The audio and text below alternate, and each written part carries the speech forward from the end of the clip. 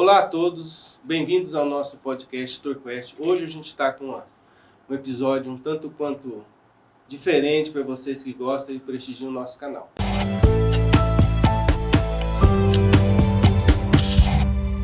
Eu estou aqui hoje com o Lucas e com o Daniel, que são recém-doutores, eu posso dizer assim? Eu já posso chamar Dr. Lucas e Dr. Daniel, é isso? Eu acho que recém-formados. A gente colou grau ontem, né?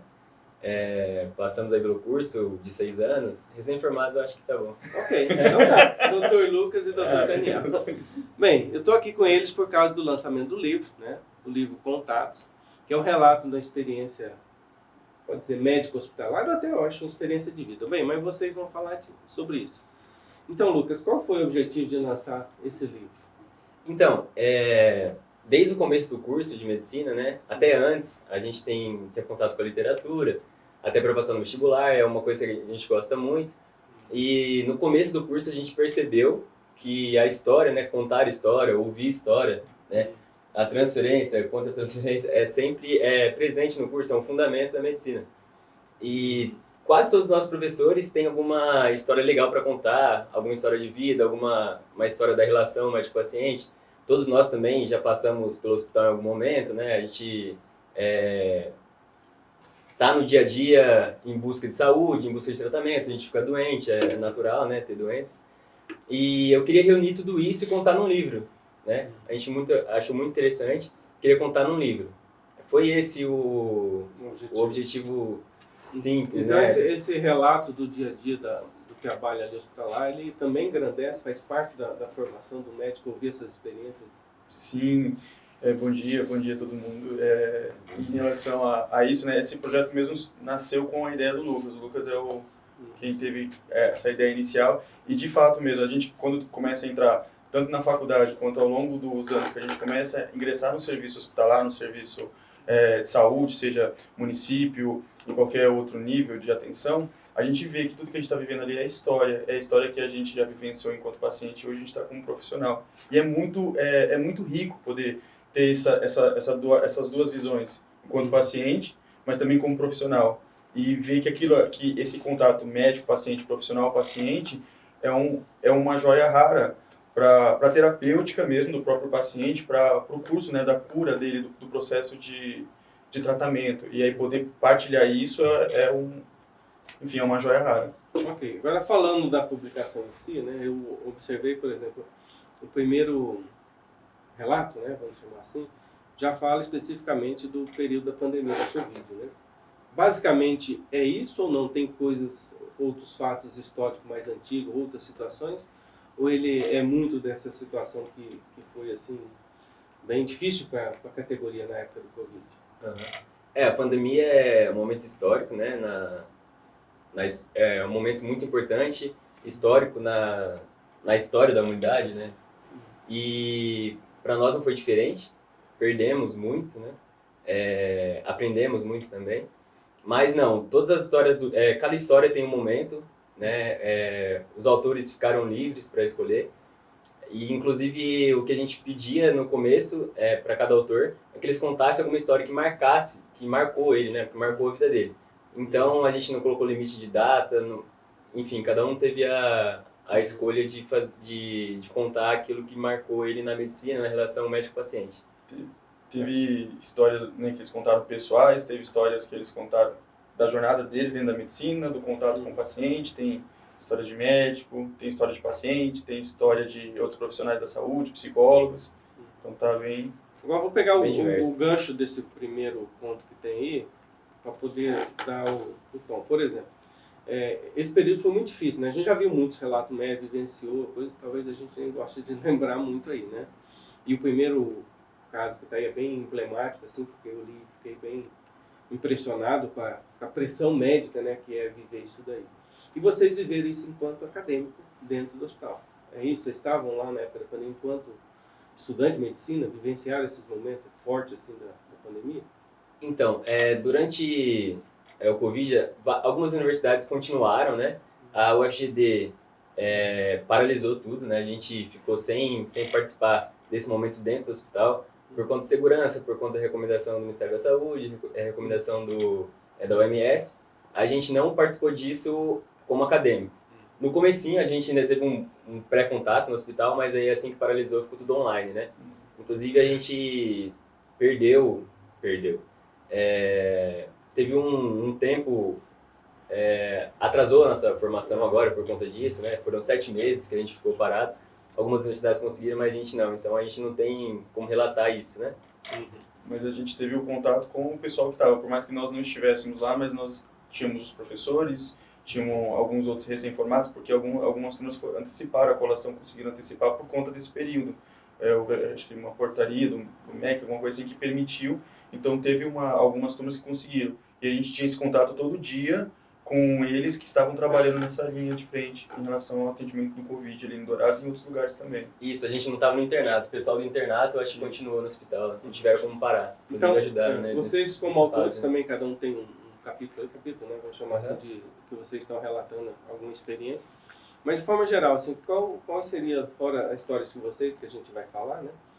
Quais seriam os relatos interessantes que vocês poderiam passar para nós que existe no livro? Como o senhor falou, a primeira história é muito marcante, né? De uma psicóloga muito querida, a Larissa. Ela conta da relação de um esposo e uma esposa, que o esposo estava em UTI, tudo com nome fictício, né? Para preservar a identidade deles, não tem como saber quem é e tal. Mas de que a esposa perdeu o marido na UTI do Covid, né? Essa história me emocionou muito. Convido vocês a lerem, inclusive, se quiserem, né? Agora a gente não tem livro físico, mas tem o online, a gente pode enviar para quem tiver interesse. O livro também não tem fim lucrativo nenhum. E outra história muito interessante também é a da minha mãe, também, que eu perdi a minha mãe na época da pandemia. Foi muito difícil pra gente, emociona muito de tocar nesse assunto.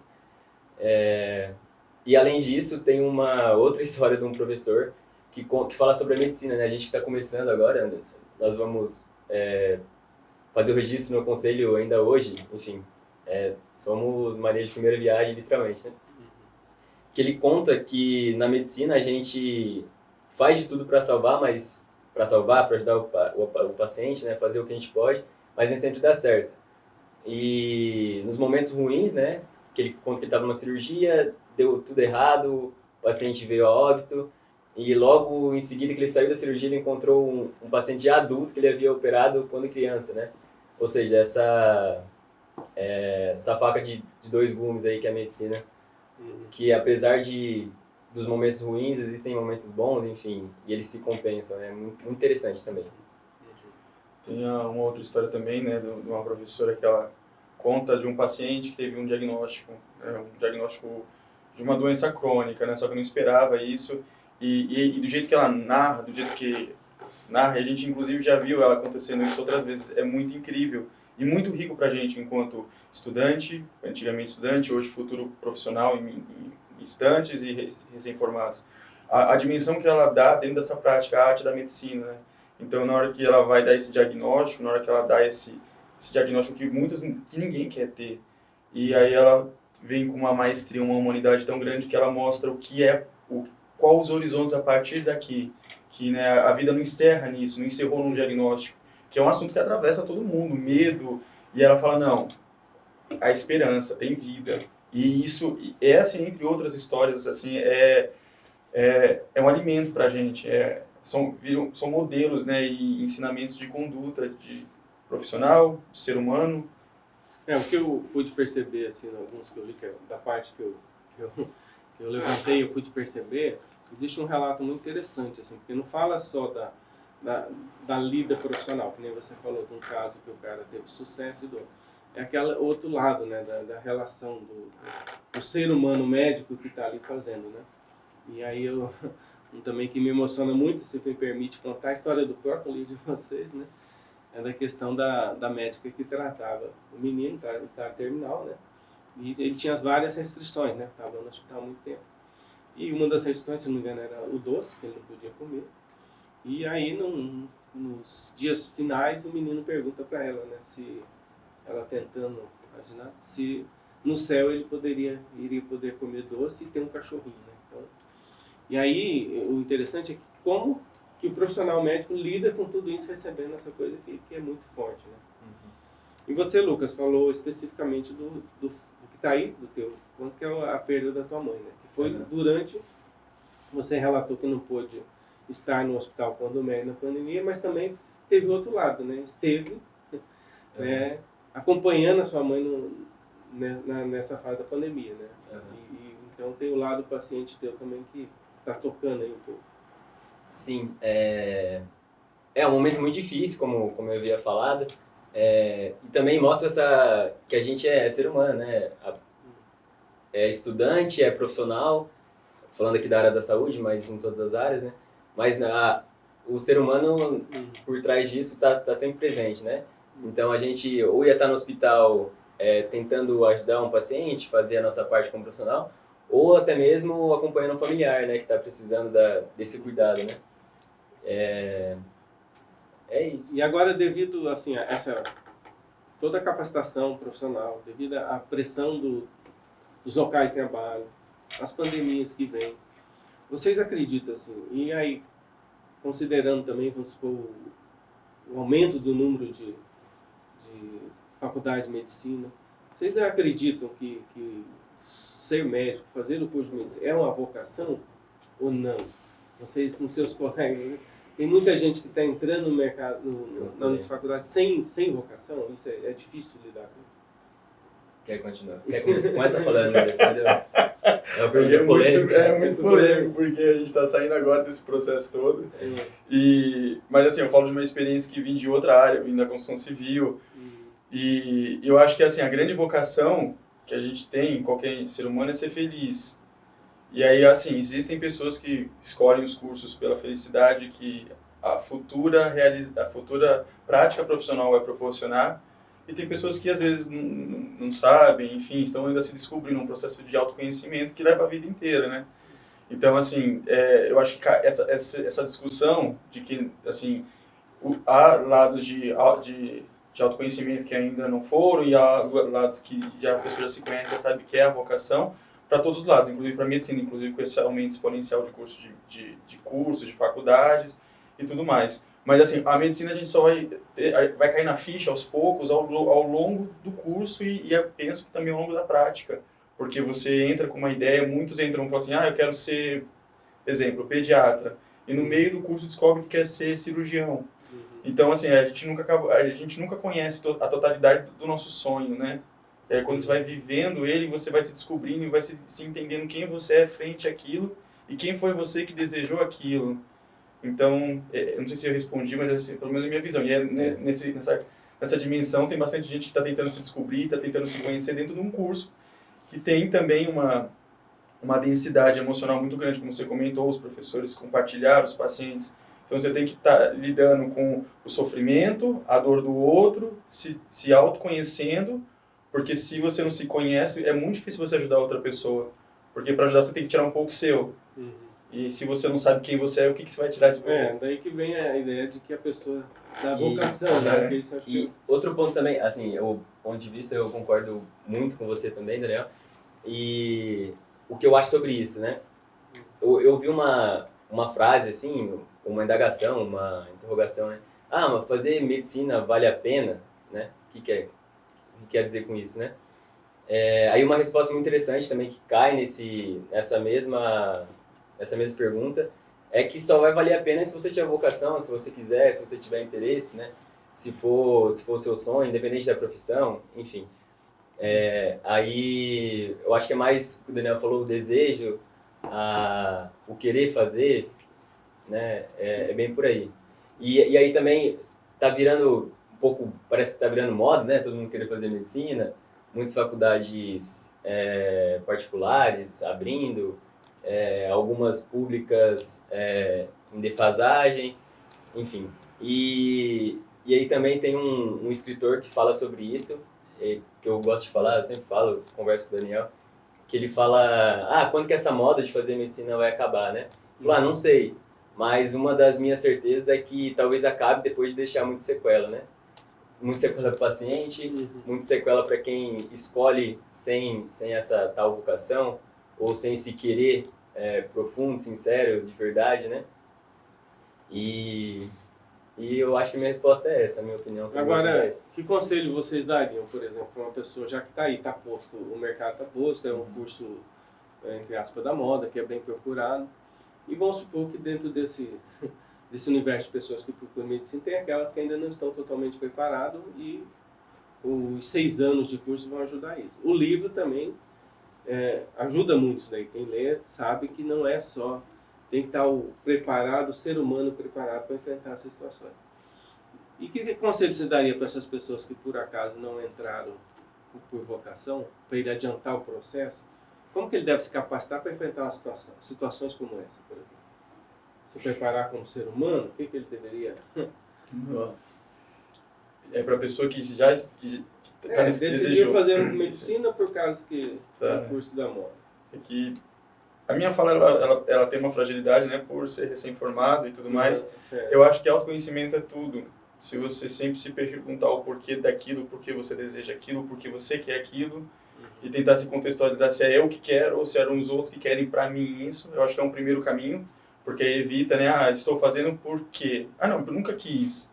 Outros que queriam que eu fizesse. Então, peraí, então você está vivendo automático pelos outros. E aí isso evita, no futuro, uma dor de você olhar e falar, nossa, eu nunca quis ter feito isso, eu queria ter feito outra coisa. Então, acho que autoconhecimento e aí todas as ferramentas da humanidade para buscar autoconhecimento, desde a análise, terapias, inclusive faço, e gostar do ser humano. Se você não, se há uma restrição no olhar para o outro, porque a medicina é um curso, é uma profissão que é para o outro. Né? A gente é tudo para o outro, é para o paciente. Então, autoconhecimento e gostar do ser humano como um todo. Interessante, essa parte. Agora, tem um outro lado que também talvez não tenha tanto conhecimento para fazer isso, mas é interessante. O pronto-socorro, o que a gente chama ali, o emergência, ele assusta um estudante? Então, no começo? Eu acho que depende, porque talvez o Daniel assuste, mas para mim não. Eu quero fazer medicina de emergência, é a especialidade que eu quero fazer. Inclusive, é um dos conselhos, né, a quem está fazendo medicina, faça uma residência médica. Eu acho que é o melhor lugar que você pode estar para você e para o paciente, né, que é o fim da medicina, é o paciente. A residência pode te capacitar e etc. Claro que existem universidades que te capacitam melhores que as outras, né? Mas a residência médica é a cereja do bolo, é todo recheio, na verdade, enfim. E aí depende, então. Eu gosto de medicina de emergência, eu quero fazer. O Daniel, ele gosta de medicina da família, não gosta de emergência, não gosta daquele caos. Então, a resposta é depende, né? Essa pergunta até vem agora, apareceu por causa de uma questão que eu li, né? Que, não sei exatamente da formação, mas quando os acadêmicos tinham que fazer a sua atividade, o seu plantão, né, num pronto-socorro, na emergência, havia muita troca de plantão entre os acadêmicos, eles, entre aspas, se livraram do dia a dia ali. Não sei se isso é fato, mas eu li algo sobre isso daí, por isso que... Não deveria, né? Porque todo acadêmico de medicina tem que fazer e tem que estar bem preparado. Inclusive, no Brasil é um grande problema a emergência, né? Que na imensa porcentagem dos pronto-socorros, quem vai estar trabalhando é o recém-formado. E onde deveria ser a pessoa mais capacitada, né? O médico mais experiente, o médico com residência médica, não é a nossa realidade. Em Cincinnati, nos Estados Unidos, por exemplo, a emergência existe desde 1970. Aqui no Brasil é desde 2014, a residência médica de emergência é reconhecida. 2012 e 2014, né? Salvo engano. Mas para você ver essa fragilidade que a gente tem no Brasil, né? Eu adoro medicina de emergência, eu quero fazer. Esse também, professor, é assim, né? Aí só pegando o gatilho do autoconhecimento, porque assim, por mais que você vai se entendendo e vendo qual que é a potência. Eu sou uma pessoa que gosta de conversar, eu gosto de conversar com o paciente. Então, tem lugares dentro da medicina que é uma área vasta, que dialogar bastante ou levar um pouco mais tempo com o paciente é perfeito. E tem outros lugares que não dá para você conversar muito com o paciente. A comunicação vai ter que acontecer de alguma forma. E aí, assim, como eu sou essa pessoa e eu não gosto... E aí você vai descobrindo, não gosto do acaso, do imprevisto. Isso é a área da medicina. De repente já vai aparecer algum caso muito grave ou um caso muito leve. O que vai ser é uma caixa de surpresa. E aí assim, o lado meu é justamente do ambulatório. Em termos de emergência, eu imagino que a emergência seja um laboratório muito mais rápido e forte, né? Eu acho que você aprende muito ali na questão de cirurgia, né? Vou contar um caso, um relato interessante, né? Na minha época de estudante, eu tinha um colega estudante de medicina, e ele queria fazer cirurgia plástica, né? E o grande nome da cirurgia plástica no Brasil é o Yves Tanguy, que tinha, assim, filas e filas para a pessoa trabalhar com ele. E vinha o pessoal dos Estados Unidos, né, você trabalhar com ele, né, aprender, não sei como é que é o nome técnico. E eles iam para onde? Eles iam para São Paulo, lá no hospital, perto da maior favela de São Paulo. Por quê? Porque ali era dia e noite costurando, entendeu? Então eles desenvolvia uma habilidade, tá? Foi o relato de um amigo meu da época que falava, né? Que eles, primeira coisa que é trabalhar com cirurgia plástica, a primeira coisa é a emergência desses hospitais mais frequentados, né? Alta rotatividade nessa situação. Bem, vamos falar duas coisas agora que eu achei interessante. Uma, vamos voltar para o livro, mas primeiro, como que vocês veem, por exemplo, saiu recentemente a questão do censo médico, né? Então o Brasil já está aí há talvez 20 anos que ele começou a iniciativa de aumentar os profissionais médicos. Agora saiu um censo, que os números melhoraram bastante, né? Mas a gente tem um gargalo ainda, que é a questão dos profissionais entre capital e interior, né? Então nós temos aí quase mais de 50% estão nas capitais, só que as capitais representam só 25% da população. Como que é isso? É um desafio ainda trabalhar no interior do Brasil? Claramente a gente não tem experiência nenhuma para falar sobre isso, é só o que a gente ouve dos nossos professores, dos nossos colegas, né? Então pode até parecer embaraçoso a gente falar sobre isso, mas a gente tem nossa opinião, né? E depende do interior.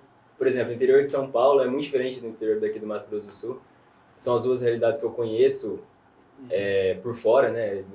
Ouço falar, vejo, acompanho o pessoal, enfim. Depende do interior. E qual que era o restante da pergunta? Esse desafio da capital. Até desafio de trabalhar no interior. Ainda é um desafio, né? Isso. E por que eu falo isso mesmo? Por causa de um relato do profissional. Quando foi questionado isso, um profissional da área foi questionado, ele falou mais ou menos, explicou isso daí exatamente. Não é questão de não ter profissionais ali. Também o profissional para trabalhar, ele precisa de toda uma estrutura para poder desenvolver o trabalho. Isso que eu comentar assim, a gente mora num país de dimensões continentais, né? E são realidades muito diferentes, né? Nós vivemos em São Paulo.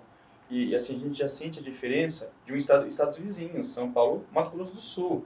Aí se pegar os outros estados que são ainda mais longe, a interligação, né? A gente não tem um território que é totalmente interligado. Acho que tem um estado, não sei se acho que é o Amapá, que a única interligação que é possível é via balsa, é um estado inteiro, inclusive. Então, a gente carece nesse processo de integrar todo o território, né? A mobilidade desse profissional também, das pessoas em si, né? Então, as pessoas poderem usufruir de todo o país, de todas as potências de cada região, né? E não confinamento, né? Não confinar o profissional por uma questão geográfica, por uma questão até de plano, de carreira, enfim, vida. Então, acho que é uma coisa também, tipo, é política pública, né? O Estado tem que olhar melhor para isso, não só assim, vou colocar o médico, vou colocar o profissional da saúde numa cidade, num vilarejo. Mas que condições ele vai ter para viver? Que condições ele vai ter para poder sair dali quando ele quiser, quando ele precisar viajar? Como é que vai ser? Né? Enfim, então eu acho que está na hora de discutir essas questões, né? A infraestrutura do país em relação aos profissionais da saúde. Não ter só, isso. Mas como é que eu vou levar ele para lá? Isso ainda não foi discutido, né? Pelo menos isso não se discutiu ainda. Eu quero mais universidades no país. Quero que entra médicos estrangeiros para trabalhar aqui, porque ninguém vai para o interior, claro, não tem estrutura, não tem para onde mandar pacientes precisar, não tem especialidades.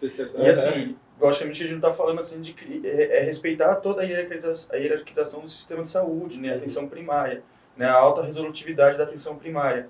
Mas é um profissional, é uma pessoa que tem família.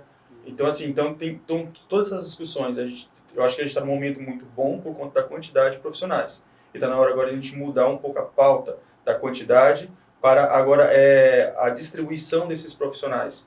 Então eu sinto que a urgência agora não é mais profissionais. Agora a urgência é vamos distribuir com qualidade. Estrutura e qualidade. Isso. Né? Preparar os municípios para...